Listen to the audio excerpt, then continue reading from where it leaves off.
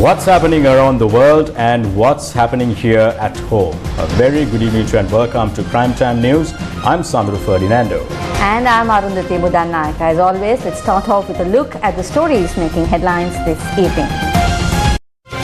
News first, headlines. Main sponsor. Lankas Hospital, dedicated to you.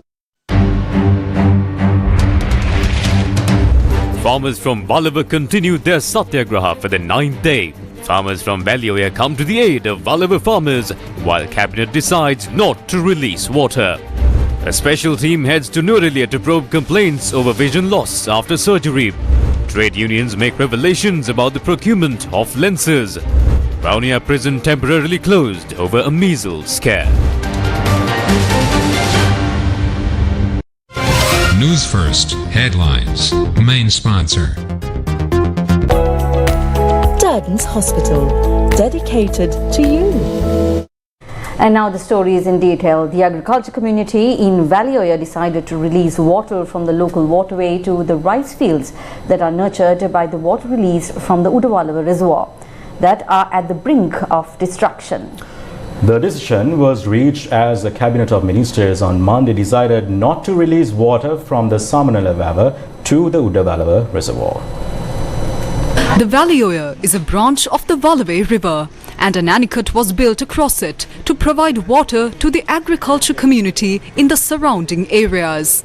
The Valioya farmers already reaped the Yalla season paddy harvest and were preparing to cultivate other crops in their lands. The Sri Lanka Mahavali authorities said that the Valioya farmers agreed to release 150 acre-feet of water daily for 2 weeks for their fellow farming communities on the right and left banks of the Vallave River. Accordingly, water will be moved to the Udavalava reservoir from the Valioya in a backdrop where the cabinet had not reached any agreement to release water for 60,000 acres of paddy lands. However, as per the present situation, the farming communities that depend on the Udavalava reservoir require at least 1,500 acre-feet of water daily.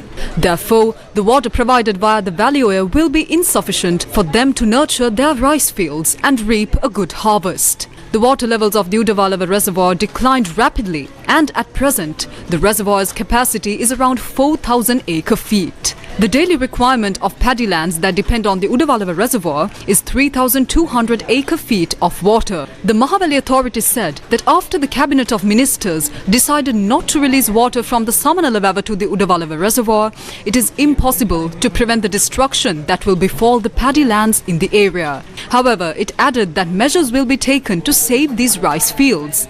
The Ceylon Electricity Board refused to release water from the Samanala to the Udavalava reservoir, citing that if water is released, it would have to impose power cuts. That decision led to the present issue, and this is the fate of the paddy lands located in the area. There is no point in the ministers making comments. Water needs to be provided to protect these paddy lands. Most lands are now barren and many lands were destroyed. We cultivate after obtaining loans. Ministers are in dreamland. They promised us water, but the paddy fields are being destroyed. There is no use of these ministers. The crops are dying and we will be left in hunger.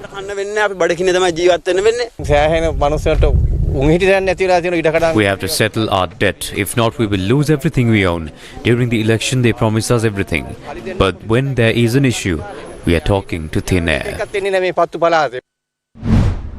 It has been 9 days since farmers from Ambilipitia launched a Satyagraha campaign demanding water for their rice fields. The farmers from Ambilipitia have been requesting that water be released from the Samanala located above the Udavalava reservoir, and they will not call off their campaign until this demand is met. The farmers from Ambilipitia have been requested that water be released from the Samanala located above the Udavalava reservoir for a period of at least 2 weeks to nurture their rice crops. It's been 9 days and no proper answer was given. The Minister of Power says one thing and the Minister of Agriculture says another. There is a tug of war between the two. They say that if water is provided to the farmers, there will be power cuts. On the other hand, they say if the farmers provide 9 million, water will be given. So how will they provide water that they claim does not exist? There is no water today. Now the earth is all dried up. We are not sure that we will be able to cultivate anything at all. A decade ago in Ratupaswala, Gampaha, ugly scenes unfolded when shots were fired at a protest seeking clean drinking water. The tragic incident led to the deaths of 3 civilians, and on Tuesday religious observances took place at the Valveria Sri Sambuddha Jayanti Viharya in memory of the lives lost. Now, why did the people stage a protest? They were demanding access to clean drinking water, citing that a factory in the area was polluting all the water sources. On the 1st of August 2013, 3 people were shot dead during a demonstration that took place in the Valveria town, demanding access to clean drinking water for the people in Ratupaswala and surrounding areas. On Tuesday, religious observances took place at the Valveria Sri Sambuddha Jayanti Viharya in memory of the lives lost. Politicians were among those present for the event. Our people were met with bullets. When their blood soaked the ground, we stand. Today we enjoy clean water. Back then the people in Ratupaswala wanted water, and today people in Hambantota want water for cultivation. This is a request to survive. The rulers must act more responsibly. Back then the only protection the people of Valveria had was the robe I am wearing today. There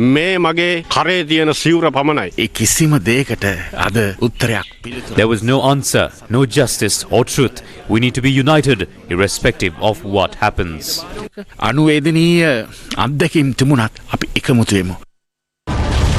Do you remember?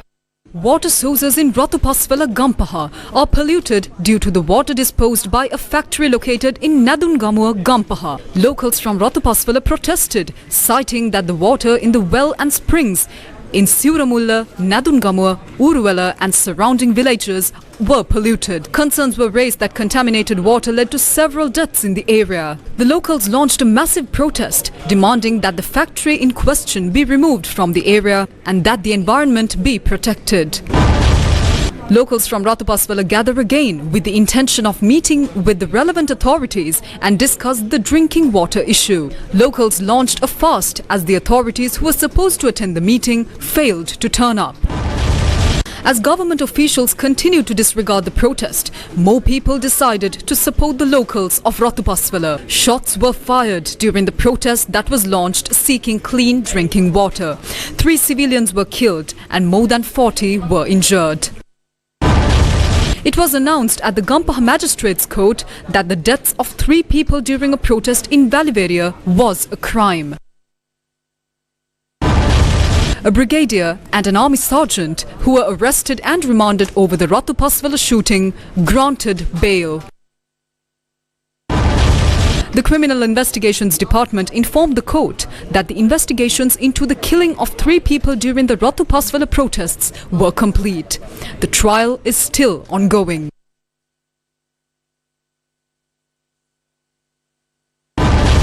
The rulers who showed no interest in the request of the people eventually surrendered to the mandate of the people only after 3 lives were lost. The factory in question was removed from the area. A 10-member team of doctors from the Ministry of Health visited the Noorelia District General Hospital on Tuesday to probe incidents of vision loss following surgery. The 10-member team of doctors from the Ministry of Health held discussions with patients at the hospital premises. Director of the Noorelia District General Hospital, Dr. Mahindra Senaviratna, Additional Health Secretary, Dr. RMSK Ratnaika, among others, were present for the meeting. All the patients who obtained treatment were summoned and we will be speaking to them at length. In addition, the experts will determine the level of vision. Thereafter, we will produce a report to the Health Secretary and the government will decide on what needs to be done next. Patients shared their thoughts with the media following the meeting. They obtained all the details and inspected all the records. They then asked from me what needed to be done. I requested for a monthly allowance or compensation. There was no discussion beyond that. They obtained all the details but did not mention what would be provided. My vision was affected after the lenses were placed. They did not discuss any relief measures. They only inspected the books and not discussed those matters. Trade unions allege that malpractice took place in the procurement process to purchase 100,000 lenses. Additional Health Secretary YLM Nawabi, speaking to reporters, said that the procurement process is yet to be completed. However, the Professional Forum of Physicians on Medical and Civil Rights challenged this claim. Rupial billionaire ikmavu aksikacha pramanayak miladi ganima sandahat. We made an announcement that lenses worth over 1 billion rupees were to be purchased and the procurement would result in a loss of 100 million rupees to the country. What we revealed was the truth. The additional secretary who spoke to the media yesterday was not aware that the procurement process was completed by the Ministry Secretary. He would like to know if the final certificate for the purchase was issued. What is even more interesting is that the documents of the private company that is expecting the tender have footnotes from the Ministry Secretary. We have heard of the footnote gangs. We wonder if they infiltrated the Health Ministry as well. We will produce these documents to the media soon and will also hand over the documents to the Criminal Investigations Department. අපි හෙට හෝ අනිද්දා ජනමාධ්‍ය හමුවේ ප්‍රකාශයට පත් කරන්නට බලාපොරොත්තු වෙනවා. ඒ වගේ මේ සියලු ලිපිගොනු අපි අපරාධ පරීක්ෂණ දෙපාර්තමේන්තුවට ඉදිරි දින කිහිපය ඇතුළත බාර දෙනවා. Sri Lanka's High Commissioner to India, Milinda Moragoda, says Sri Lanka's hopes of benefiting from India's economic growth and coming out of its current economic crisis hinged on being able to build causeways, bridges, pipelines, electricity transmission lines and landing infrastructure. Now, speaking to The Hindu in an interview, he says that this is to increase travel to and from India. He says the resolution of the Tamils issue would have to be found within Sri Lanka.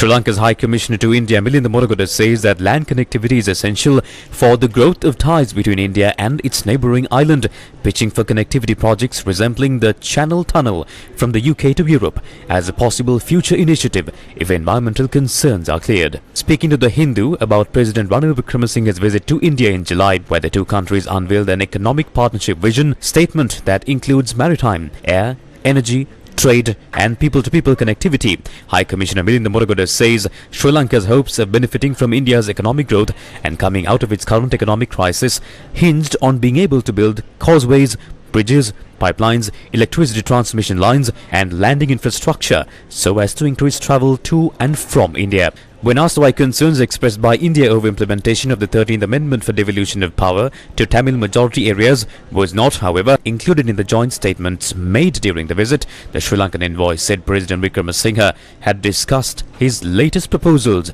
with Prime Minister Narendra Modi.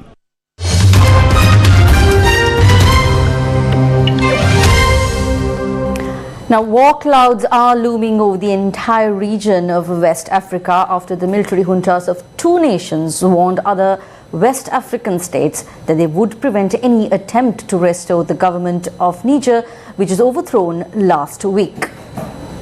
The 15-nation region of West Africa was thrown into a crisis as military regimes in Mali and Burkina Faso threatened to go to war against other West African states. This is if they attempt to intervene by force to restore the democratic government of Niger that was overthrown in a military coup last week, according to international media. Niger contains the world's largest deposits of uranium, which is mined for use in nuclear energy and weapons by a number of nations. Interestingly, the crisis is pitting the 4 nations with military juntas versus 11 states that have democratic governments.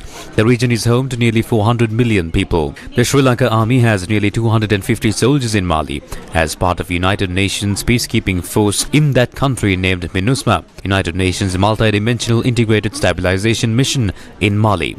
The UN has been told to leave by the military government and has said it will withdraw its 15,000-member peacekeeping force by the end of the year. The juntas of Mali and Burkina Faso issued a joint statement on Monday, a day after the other 12 states of the Economic Community of West African States issued an ultimatum to the Niger military, giving it 7 days to restore President Mohamed Bazoum's government. Mali and Burkina Faso in their statement also refused to implement economic sanctions that would have crippled Niger's military government.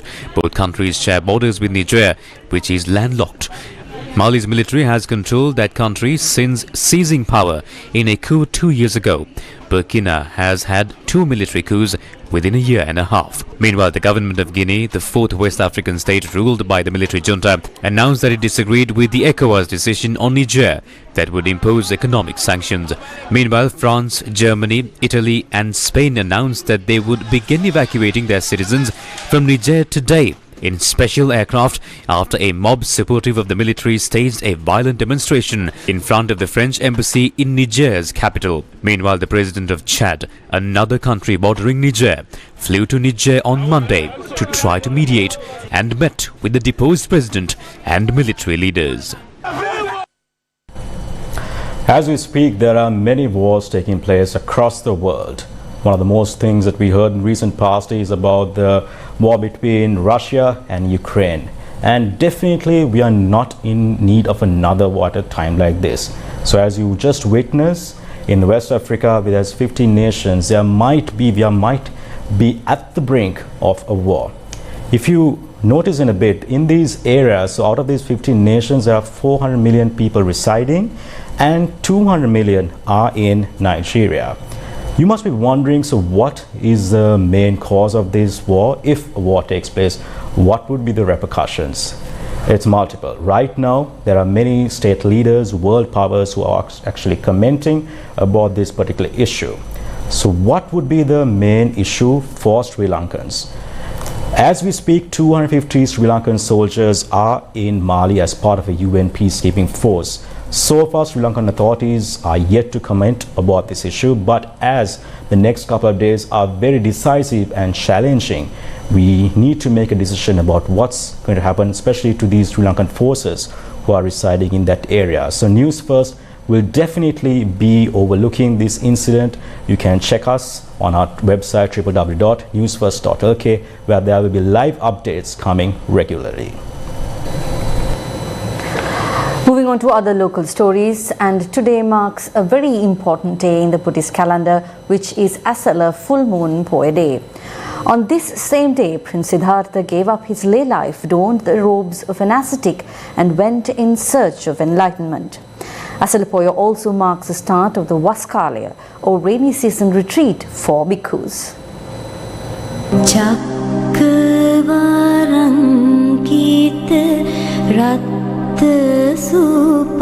Asala full moon Poya is very important in the Buddhist calendar. According to Buddhist history, the conception of Prince Siddhartha, Bodhisattva, in Queen Mahamaya Devi's womb occurred on this day.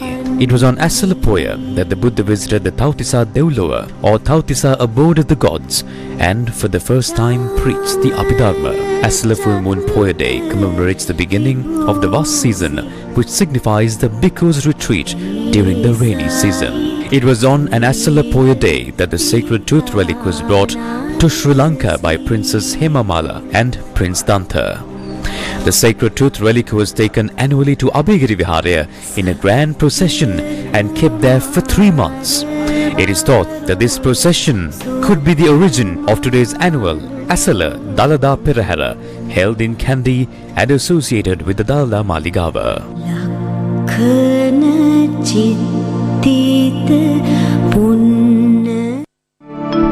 The Sirasa TV Poide program for Asala Poya took place at the Olobodua Raja Mahaviharaya. The program commenced at 6 a.m.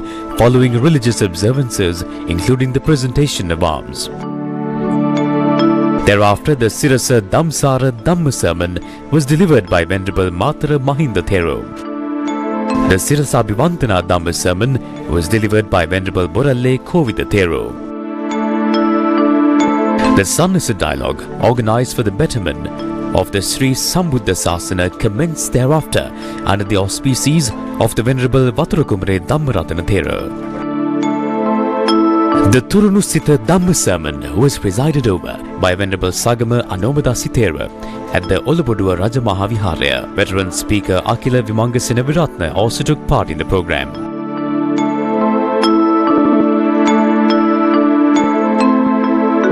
Venerable Moravatte Subodhi Thera led the Satpiyuma program. The Ape Pansal Dhamma sermon was led by Venerable Amlukala Sumangala Thera. Thereafter, the Vas ceremony at the Olaboduwa Raja Mahaviharaya commenced. A program named Podisadugen Ahanna also took place.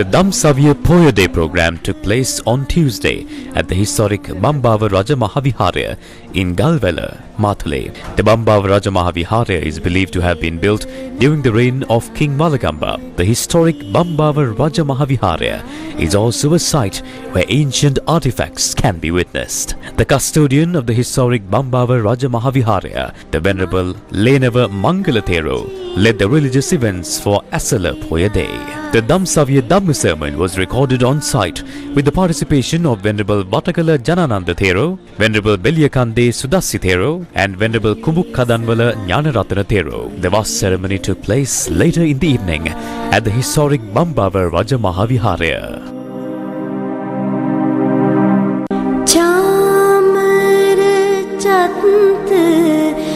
A Sambuddha Puja took place at the Buddha statue located at the Shakya Malakya opposite the head office of the Capital Maharaja Group in Colombo. ICL Brands Private Limited, a member of the Capital Maharaja Group, supported this meritorious deed.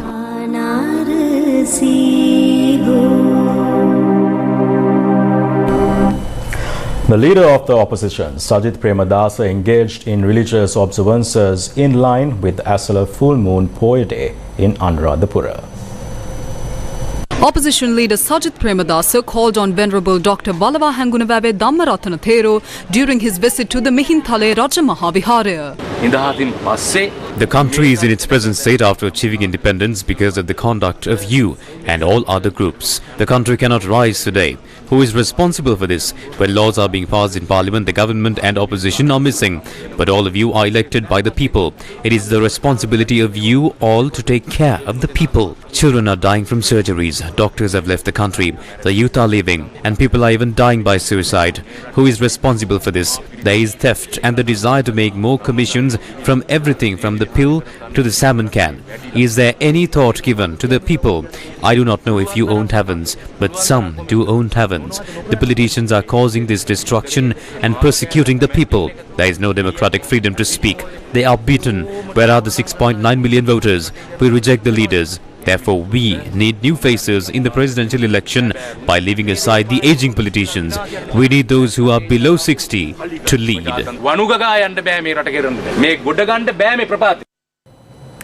The Electricity Consumers Association spoke to the media on the crisis faced by farmers. What they are doing is completely wrong. The farmers are asking for water supply just for 2 weeks. The rulers don't understand. It's just for 2 weeks. Why don't the authorities understand this? We know and understand what is really going on. The real motive is to obtain emergency supply of electricity. The people are left helpless. The 3 ministers discuss at cabinet meetings but come out of the meetings and say 3 different things.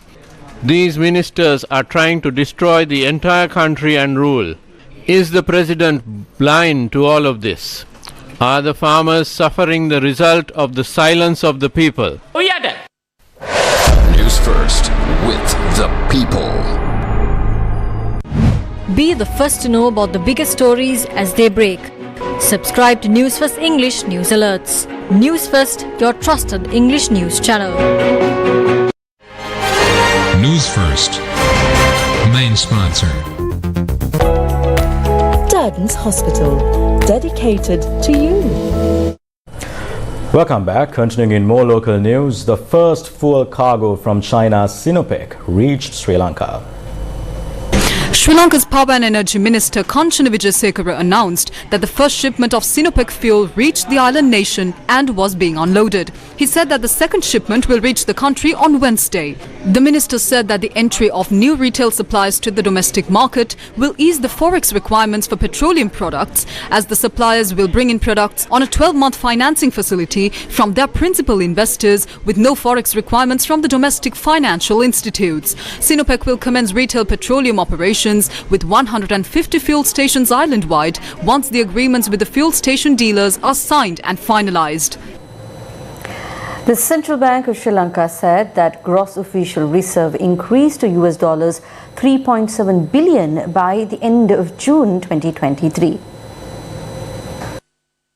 The Central Bank of Sri Lanka said that gross official reserves increased to $3.7 billion by the end of June 2023 compared to $1.9 billion recorded at the end of 2022. It added that the significant increase was mainly due to the receipt of the first tranche of $341 million from the IMF EFF supported program in March 2023 and the $350 million from the ADB in May 2023, as well as the $250 million from the International Development Association of the World Bank. It added that the central bank's intervention in the domestic foreign exchange market is absorbing foreign exchange liquidity on a net basis, also attributed to the increase. It added that the continuation of the IMF EFF supported program, the successful progress on the debt restructuring, anticipated upswing in tourism would have a favorable impact. The central bank, in its inaugural monetary policy report, noted that the successful completion of the first review of the IMF EFF and meeting required conditions for other foreign financing assistance would guarantee sizable foreign exchange inflows from multilateral agencies in the remaining period of 2023, thus improving the foreign exchange availability. However, the central bank noted that the current account deficit for 2023 is projected to be broadly around the same level recorded in 2022. Sri Lanka's inflation fell to 6.3% in July in nearly 2 years after swelling to nearly 70% last year. The Census and Statistics Office of the Sri Lankan government said overall rate of inflation as measured by the Colombo Consumer Price Index on a year-on-year basis is 6.3% in July 2023. This was down from the 12% recorded in June. The island country witnessed the worst ever economic crisis, including widespread shortages of fuel and countrywide blackouts and the ouster of its president, with inflation peaking at 69.8% last September. But it has fallen since then, reaching 12.0% in June before dropping further in July. The US Embassy says that foreign investments play a vital role in any country's economy. The embassy shared the annual investment climate statement issued by the US Department of State that outlines many of the challenges foreign investors face in Sri Lanka. The US Department of State released the 2023 investment climate statements, providing up-to-date information on the investment climates of more than 165 countries and economies. The reports cover topics including openness to investment, legal and regulatory systems, protection of intellectual property rights, and labor policies and practices.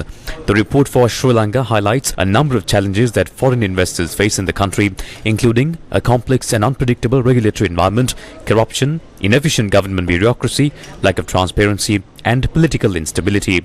The US Embassy in Sri Lanka said that foreign investments play a vital role in any country's economy and that the challenges outlined in the report need to be addressed in order to attract more foreign investment to Sri Lanka. The Vaunia prison has been temporarily closed after 4 inmates were diagnosed with measles. The prison is off limits since the 25th of July. Prison spokesperson and Administrative Commissioner Chandaneka Nayaka, speaking to News First, said that inmates are not allowed to meet with relatives and visitation opportunities have been suspended. He added that the process of moving prisoners for court cases was also suspended. The prison's commissioner said the decision was reached in order to prevent an outbreak in the Vaunia prison, which houses over 400 inmates. He said the premises will be off limits until the 8th of August 2023. The driver of the SLTB bus that met with an accident in Hatton on Tuesday morning was arrested. An SLTB bus veered off the road and fell into a precipice while attempting to overtake another bus. The SLTB bus was plying from Colombo to Noorelia. It was reported that a large number of passengers were in the bus at the time. There was an issue with the brakes. It was rectified en route. There was another bus and both buses were close to each other. When it pulled over, the bus fell off the precipice. We were travelling from Colombo to Hatton. There were over 100 people in the bus. 18 people who were injured in the accident was admitted to the Vatavala hospital and 5 of them in critical condition were moved to the Navalapitiya hospital.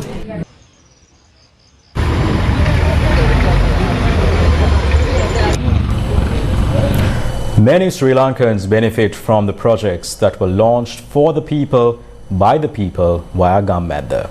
Tonight we take a look at some of those projects. The village of Ralapanava is located in the Navagattegama Divisional Secretariat in the Puttalam district. This remote village is home to many families that depend on agriculture and day labour. Yet many do not have a fixed means of income to support their families. For decades, these villagers suffered from the lack of access to clean drinking water. Yet Gammedda stepped in and launched a clean drinking water project for the village on the 25th of October 2021. Mrs. Devinka Pusvella and her family financially supported the project. Today, the clean drinking water project benefits all 218 families living in the village.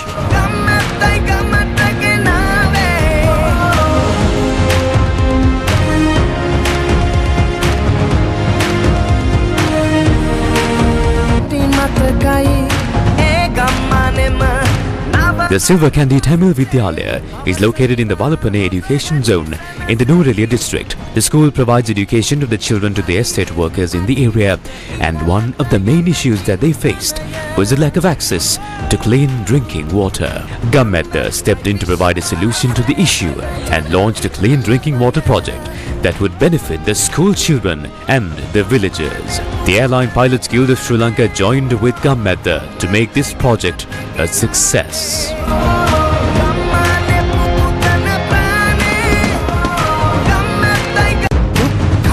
The Yayapaha village in Karualagasweva in the Galgamu Divisional Secretariat in the Kurunagala district is home to 365 families. The main source of income for the village is agriculture and day labour. Many villagers have already fallen victim to chronic kidney disease over the years, mainly due to the lack of access to clean drinking water. Some have even lost their lives due to this issue. According to locals, their pleas to the responsible authorities fell on deaf ears, and thus they decided to approach Gammedda for the solution.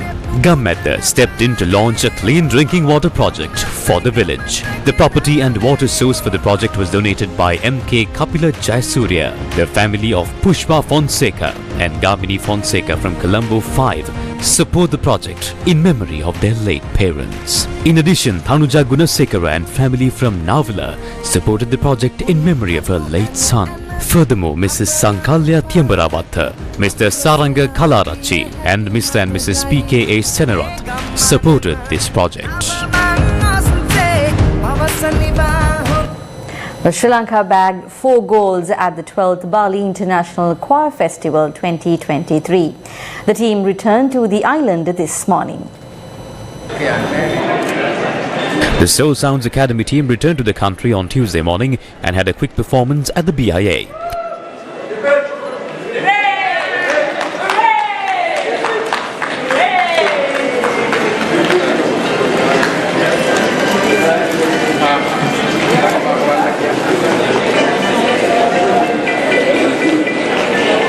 The Soul Sounds Academy Choir, conducted by Shivanti Subramaniam and directed by Soundri David Rodrigo, as well as soloists Shenuk Vijay Singha and Rakita Vidya Patige, won gold medals in the solo, classical music and children's choir categories respectively. Checking my tongue in the mirror and bending over backwards just to try and see clear. My breath fogged up the glass, and so I drew a new face and laughed. I hope he's a man,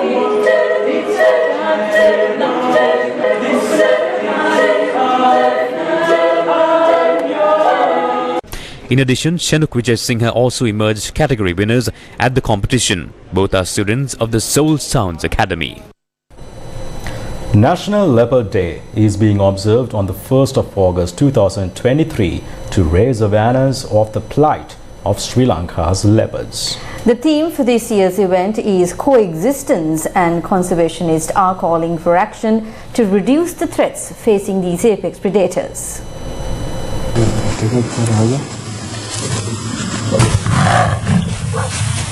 The 1st of August, a date on which a thesis by Dr. Shriyanimitapala confirmed Panthera pardus cotia as an endemic subspecies, has been declared National Leopard Day in Sri Lanka from 2021. News First spoke to member of the Wildlife and Nature Protection Society, Professor Inoka Kudavidanage, regarding the importance of the Sri Lankan leopard. If you think of the leopard, the Sri Lankan leopard, it's unique. It's very important in terms of ecosystem services. It's a keystone species, the top predator we have in the country. At the same time, tourism-wise, ecologically, economically, it's an important animal. So in that context, we are having a day to remember, to recapture our efforts in conserving this animal, to talk about it, to make people aware. At the same time, to plan ahead, analyze what we need to do. She also highlighted threats faced by the leopard in Sri Lanka. The leopard, the Sri Lankan leopard, is in danger due to deforestation. When you fragment the forest, the animal obviously will have to go through human habitat to go from one fragment to another. When you sort of fragment forests, you are also indirectly killing the prey species. So the animal has to come out to find food. All these things are endangering our leopard today, especially we are talking about what's happening in the hill country. At the same time, we are also having issues like snares. It could be indirect. People will be targeting something else, a wild boar. Everything is illegal, so the leopard will get caught. There are cases sometimes where we have evidence that they are directly targeting leopard. Forest fragmentation, snaring, the fear, lack of awareness, all these things are contributing to endangering this unique, beautiful animal. National Leopard Day is an important opportunity to raise awareness of the threats facing leopards and to call for action to protect them. In some tragic news, veteran actor and dubbing artist Lal Sarathkumara, who captivated audiences with his unmatchable voice, passed away. Lal Sarathkumara, who was known as a radio and television media person as well as an actor, was a very talented dubbing artist in Sri Lanka. He was known as a radio voice artist who was guided by veteran dramatist Sugathapala de Silva. He even served as a program and drama producer at the Sri Lanka Broadcasting Corporation. Lal Sarathkumara, along with Nimal Lakshapati Arachi, moved to Sirasa FM from the SLBC in 1994. Since then, he has served as a program producer, presenter and voiceover artist. Lal Sarathkumara was an assistant production manager at Sirasa FM, and later he also worked as a dubbing coach. Lal Sarathkumara, who has played a pioneering role in radio drama, was an artist who had many state awards to his name. He was 69 at the time of his passing.